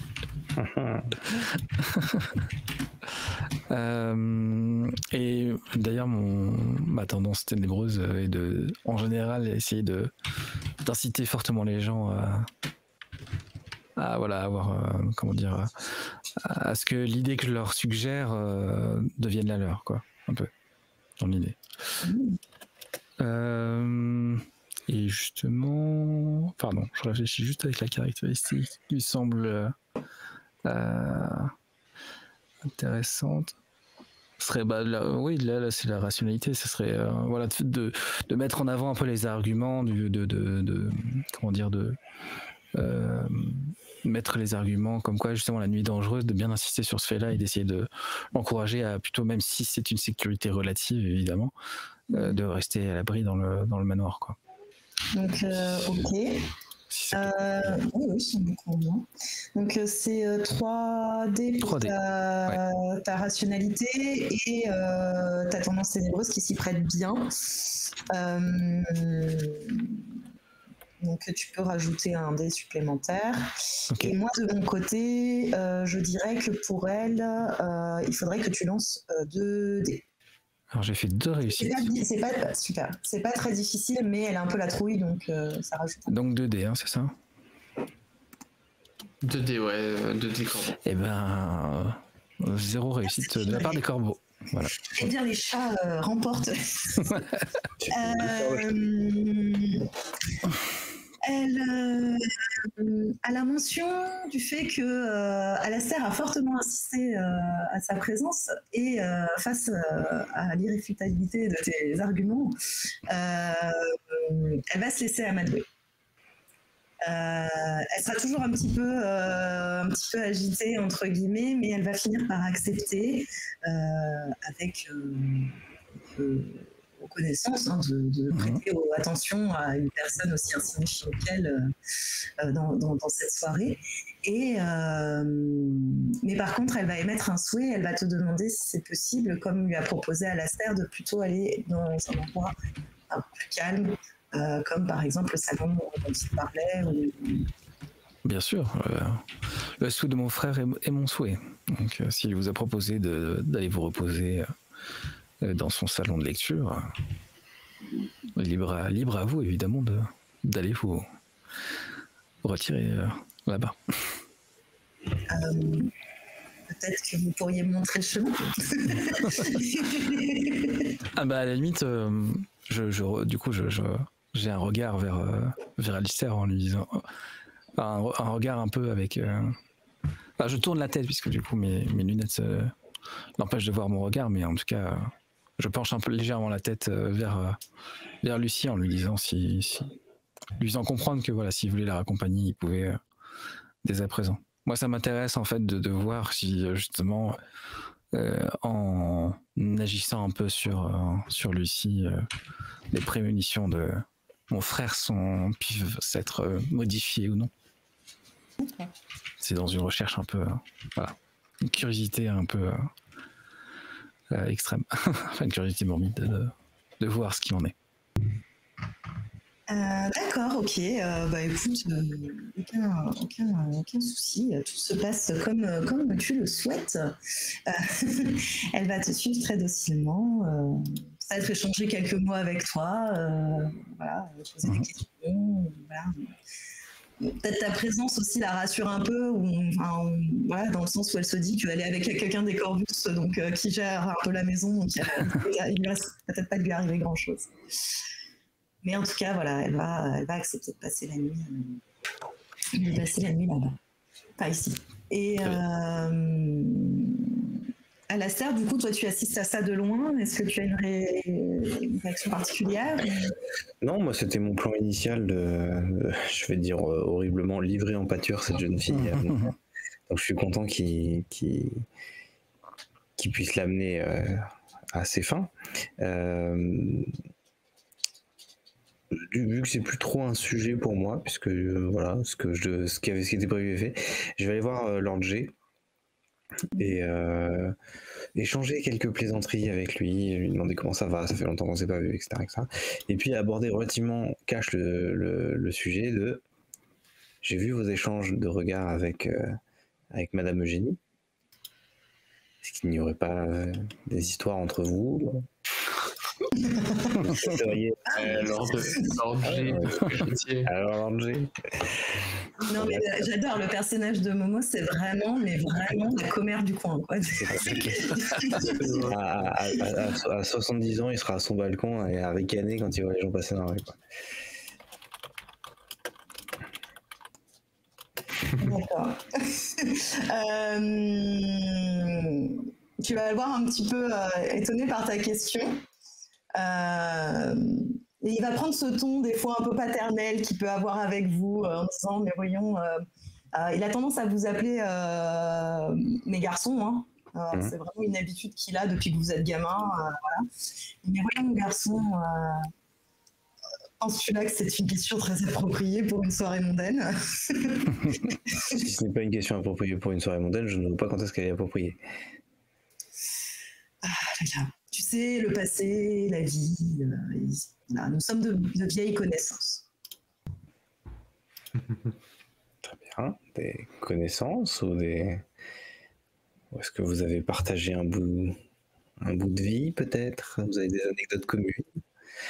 Je vous avoue que j'admire énormément Madame Eugénie et peut-être pas ce soir, mais j'aimerais en apprendre plus sur elle. Elle a l'air d'avoir un talent avec les gens, d'arriver à bien les cerner. Voilà, j'ai vraiment beaucoup d'admiration pour elle. Donc, si vous me dites que vous l'avez un petit peu connue plus personnellement, voilà, c'est très intéressant d'en savoir plus. C'est tellement malaisant ce que tu Je pense que tu vas pouvoir me lancer quelques dés quand même. Ouais, je peux pas te dire. Bon, Lord J, je crois qu'il y a une petite complicité. Tu me dis ce qui marche avec elle, tu me donnes un... Mais en tout bien, tout honneur. Petit G, allez. Je sais pas trop.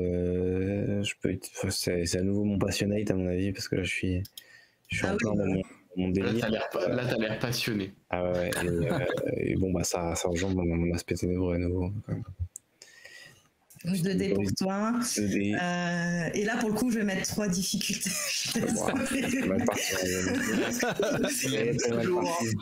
Attends, c'est monsieur. C'est Lord J, quoi. C'est une égalité, il n'y a pas de succès des deux côtés.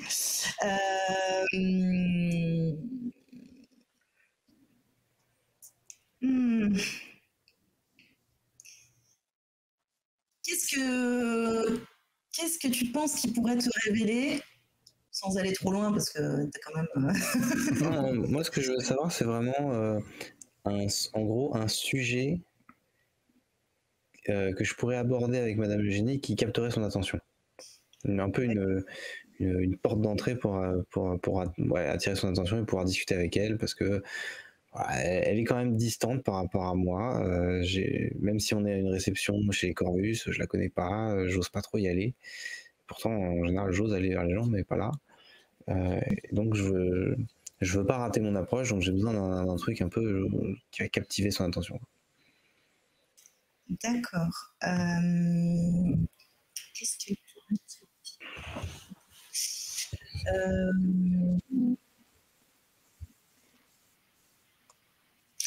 Elle a...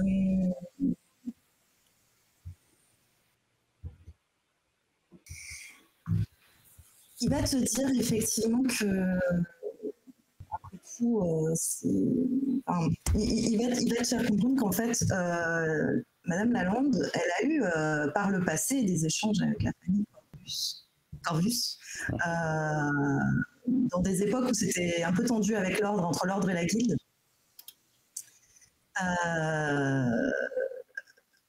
Et en fait, elle s'est toujours beaucoup intéressée à la famille Corvus, même dans les périodes où ils se sont un peu éloignés, ce qui est le cas actuellement. Donc, peut-être, il te dira de lui donner, discuter avec elle d'histoire de la famille, toi qui es tout le temps plongé dans les livres. Pourrait lui parler d'anecdotes sur la famille, peut-être pourrait l'intéresser. Okay. Après, il va aussi te dire que ça fait longtemps qu'il est bien, etc. Donc, peut-être que son intérêt affaiblit, mais en tout cas, voilà. Et en fait, du coup, tu sens que la conversation l'a un peu mis sur des charbons ardents et il va te dire, bon, bah, en tout cas, encore merci à tes parents, mais merci pour ces moments passés avec nous au sein de cette soirée. C'est très intéressant, c'est très important ce que vous avez fait ce soir en organisant cet événement. Bon, le mec m'a dit salut, je me casse quoi. Ben, faut dire que tu étais aussi. Ouais. Toujours bien pour mettre à l'aise. Tomber l'ambiance à l'Aster. Ce que je vous propose, comme l'heure avance pas mal, c'est que, alors soit on se dit qu'on met en pause ici et on reprend la prochaine fois, Donc, je fais une petite conclusion. Soit vous pouvez quand même décrire ce que vous avez préparé pour la soirée, parce que la journée arrive à son terme. Certains commencent à partir. Donc, vos parents vous avez bien dit qu'il fallait que ces animations aient lieu avant la nuit tombée. On peut prendre quelques minutes si vous voulez pour vos animations et on conclut là-dessus. Moi, je suis grave chaud pour clôturer sur les animations. En plus, je pense qu'elles peuvent un peu changer l'ambiance générale et ça peut faire justement la bonne phase de clôture après en mode fin du truc. Je sais pas trop ce que les invités font, mais ça entamera la deuxième partie de soirée pour une prochaine session. Ouais, moi je sais que ça va pas durer des plombs ce que j'ai proposé, donc on peut finir là-dessus. Ouais. Ouais, moi en 5 minutes c'est fait. Eh bien allez, je vous en prie. Donc peut-être que tu vas rattraper d'ailleurs Lord J par la manche en disant mais attendez, ne partez pas. On n'est pas nos surprises. En vrai, j'y songeais, j'allais dire mais vous partez avant. Arthur et Romulus et moi nous avions prévu des petites réjouissances. Ce serait dommage quand même que vous partiez maintenant, restez quelques minutes de plus et juste le temps de voir ce que nous avons préparé. Et je vais me retourner vers un groupe d'invités que j'ai invité personnellement, qui sont en fait des jeunes gens, qui sont en fait des poètes de la ville. Et je vais prendre la parole et je vais dire aux convives que je leur ai préparé un petit concours d'élocution et de récitation de poèmes. Des poèmes que ces jeunes artistes de la ville de Raven ont préparés et que je me suis permis de retoucher à la manière Corvus pour leur donner un petit tournant qui devrait ne laisser personne indifférent.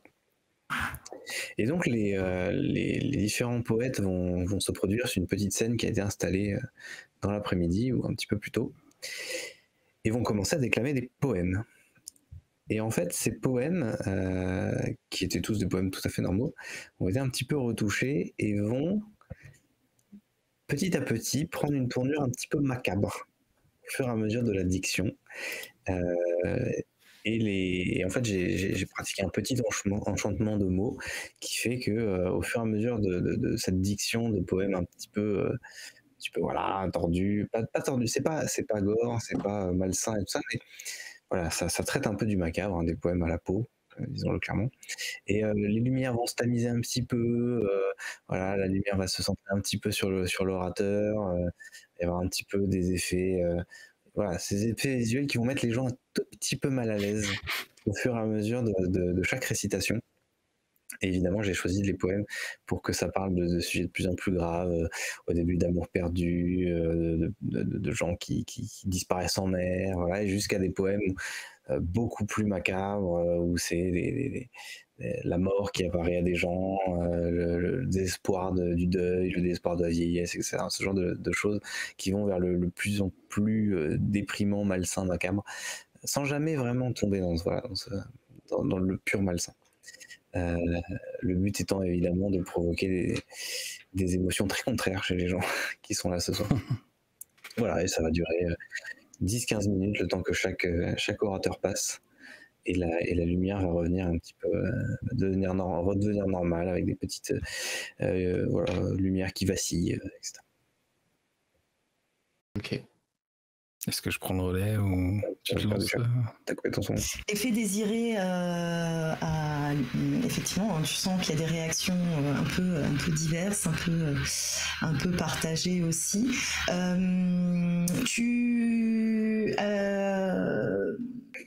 Tu vois le regard de ta mère qui, en fait, semble appréciateur. Pour le coup, elle trouve ça fort approprié et charmant. En tout cas, l'idée des poètes lui plaît. En tout cas, elle te fait un signe de tête approbateur. Bien, j'en suis fort ravi. Est-ce que tu te lances Vilmo ou est-ce que je prends le relais? Non, bah, en fait, vraiment Romulus, alors il est comme un poisson dans l'eau avec tes poèmes et il se tourne vers toi, Arthur, et il a l'air du coup finalement ravi et il t'invite clairement à donner suite pour que visiblement il a l'air de tenir à clôturer le. Très bien. Bah, de son côté, Arthur va lui monter sur la petite estrade, la petite scène où était monté le groupe de poètes finalement, et va joindre ses deux mains sur sa canne et d'un claquement au sol, en faisant claquer la canne au sol, les lumières vont à nouveau se tamiser mais sur la scène. Et à côté, Liam va donc un de ses valets va apporter ce qui ressemble à un sonographe finalement. Et Lorna de son côté, elle va ramener un instrument finalement, enfin un instrument, on sait pas trop, mais comment dire, une petite table sur laquelle il y a deux espèces d'antennes en fait qui sont perpendiculaires comme ça, et où finalement Arthur a décidé de comment dire, de lancer l'orchestre finalement à jouer un morceau. Et à un moment donné du morceau, il va de sa main justement comment dire, cerclée de métal, finalement venir au milieu de ces deux antennes et commencer à l'agiter finalement au fur et à mesure, et par le sonographe des sons un peu étranges, discordants et mélodiques, un peu de tout à la fois, vont sortir finalement, et voilà, il va continuer comme ça pendant 2-3 minutes finalement jusqu'à ce que la musique s'arrête et que d'un autre claquement de canne, il rallume les lumières finalement et s'en va de l'estrade sans dire un mot. Tu nous as fait un solo de Térémine donc. Voilà, exactement. Mais bon, du coup, ça paraît un peu étrange forcément à l'assemblée qui n'est pas. Voilà. Clairement. Okay. Effectivement, là aussi, un peu de, enfin pas de confusion, mais un peu de ce temps, un peu de flottement, tu sais, à un moment la musique s'arrête et on se voit, les gens te voient s'éloigner de l'estrade, quelques murmures, certains hochent la tête, d'autres sont complètement pris de court. Voilà, c'est dans l'ensemble assez mitigé, mais en même temps probablement l'effet souhaité. C'était l'effet souhaité, oui, c'était de voir absolument justement s'ils allaient comprendre si c'était de la science ou de la magie, les deux à la fois, ou voilà, voir où j'avais puisé cette. Certains ont le regard un peu curieux, hein. On pense notamment à nos deux camarades de la Société des Explorateurs qui se disent oh là là, comment ça marche, avec leur esprit un petit peu affûté et curieux, entre guillemets. Voilà, c'est typiquement les personnes qui vont réagir positivement c'était à ton expérience. Et les parents, comment réagissent-ils Vu que c'était assez bref finalement. C'était assez bref, mais au final, tu as fait quelque chose, comme ça a été demandé. C'est pas quelque chose qui a posé un problème particulier, donc ils sont plutôt satisfaits de ce point de vue-là. Ton père va t'accompagner du regard un peu plus longtemps. Et peut-être que pour la première fois depuis un moment, tu ressens quelque chose d'autre que du dédain ou de l'agacement venant de lui. J'ai réussi à percer un peu le. Voilà. Très bien. Ok. Et pareil, bah alors je pense pas qu'il y ait trop d'applaudissements ou autre, mais vraiment tous les deux, hein, quand vous finissez, Romulus a l'air vraiment content même d'être là. Là, il a l'air heureux, comme si vous venez de faire sa soirée, hein, clairement. Vous venez de donner un intérêt à cette soirée qu'il ne peut pas faire.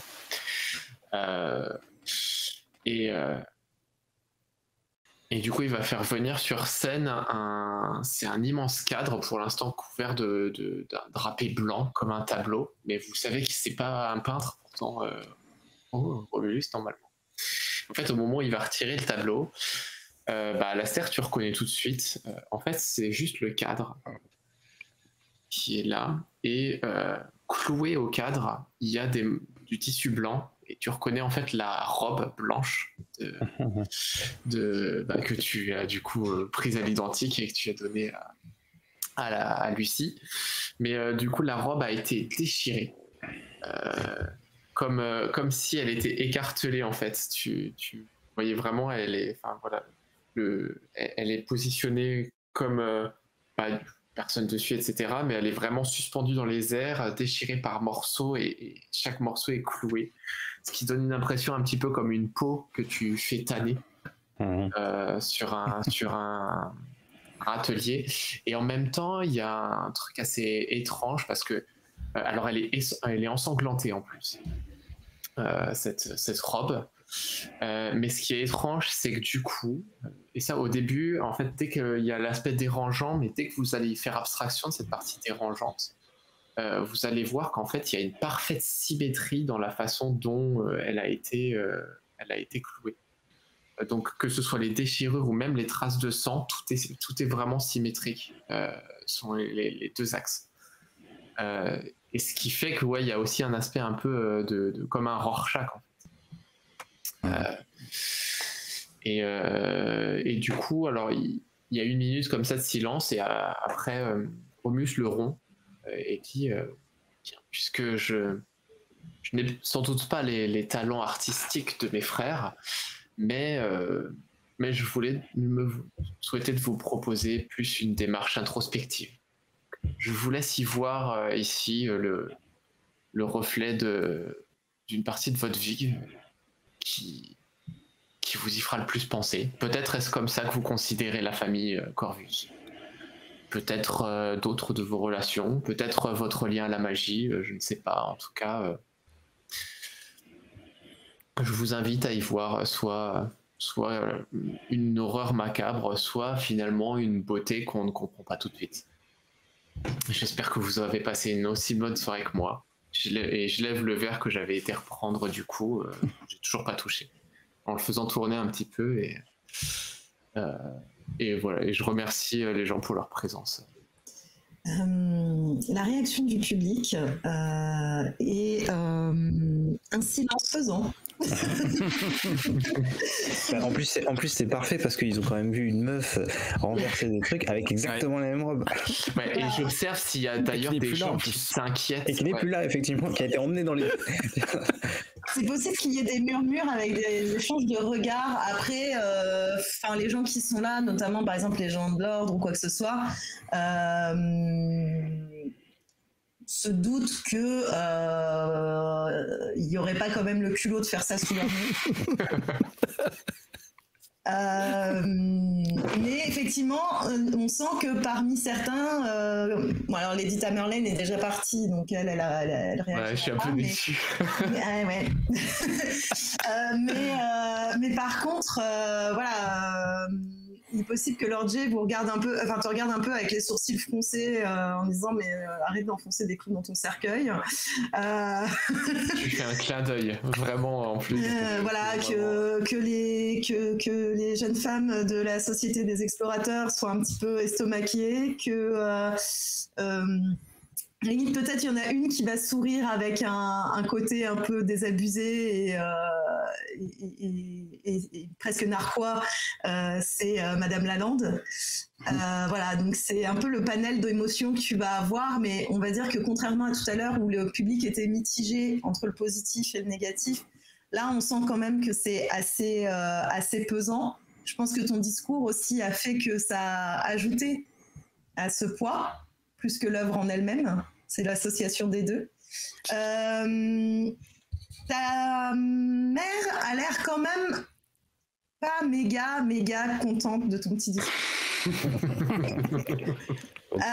Clairement, dans son regard, tu sens que tu vas en entendre parler une fois que le bal sera terminé. Mais comme toujours, elle garde cet air très stoïque, mais c'est vraiment le regard qui te transperce, tu sais, tu le sens sur toi, quoi. Ton père secoue un peu la tête assez discrètement, mais d'un côté, avec une forme de curiosité qui lui est propre, lui qui aime tant décortiquer l'esprit humain, et en même temps, en se disant, c'est vraiment mettre un coup de pied dans la fourmilière. Mais il n'a pas une réaction aussi négative que ta mère. Ta mère, pour le coup, est plutôt énervée. La journée continue, la journée va pour se terminer. Certains invités ont l'air plutôt pressés de rentrer avant que la brume n'envahisse les rues. Mais d'autres, par contre, peut-être ont le souhait de rester plus longtemps.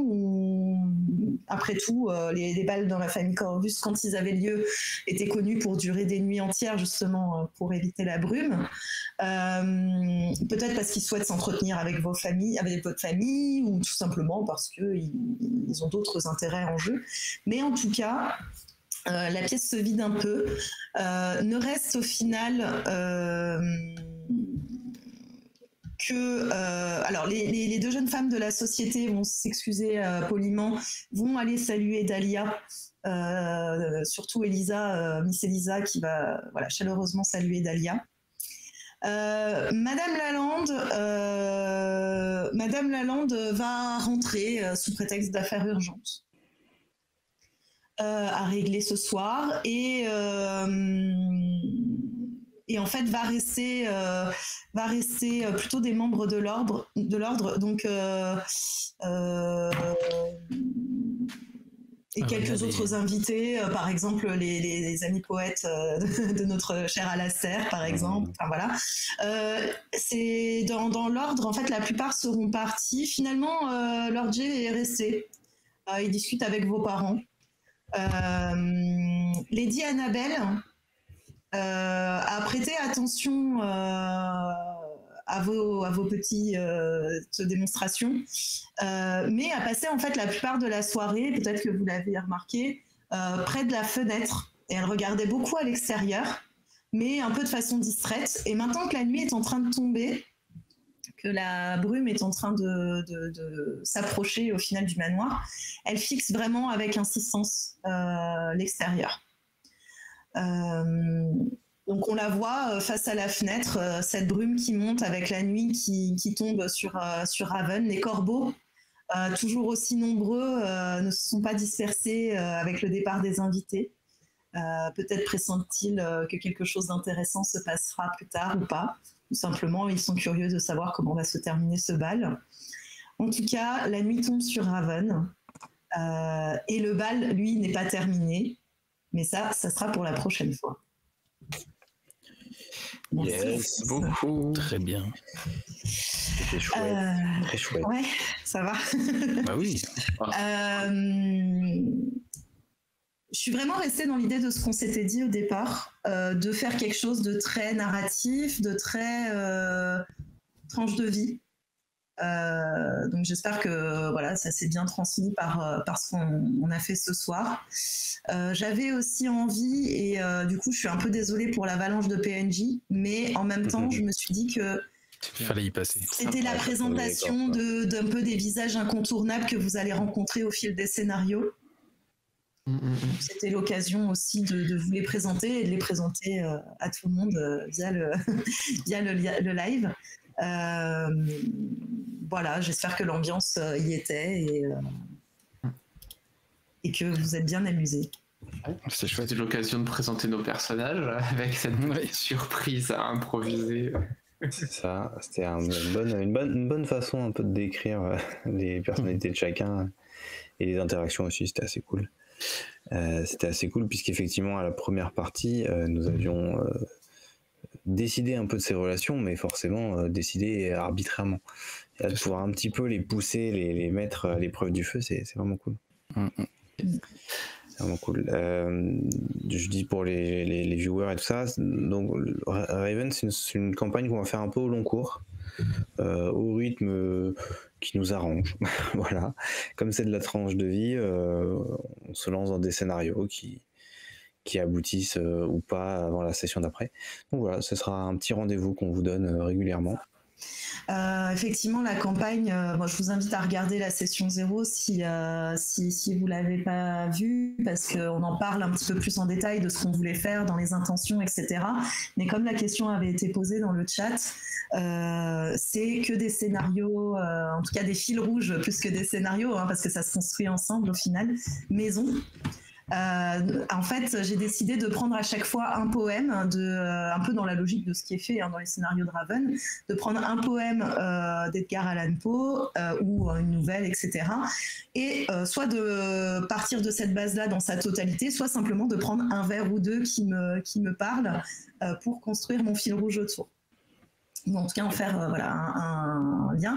Donc comme on n'a pas terminé le bal, je ne vous dirai pas de quel poème il s'agit. Mais la prochaine fois vous le saurez.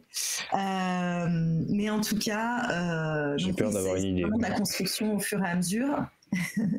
En tout cas, je vous remercie vraiment pour les idées que vous avez apportées ce soir, parce que c'était énorme. Enfin, l'entrée de Lucie, j'étais là, mais qu'est-ce qu'il va faire elle j'étais là. Et en fait, vous avez tous super bien rebondi les uns par rapport aux autres. On aurait presque cru que c'était décidé à l'avance. Donc c'est assez énorme. Tu veux dire de Lucie. Super intéressant. Yes.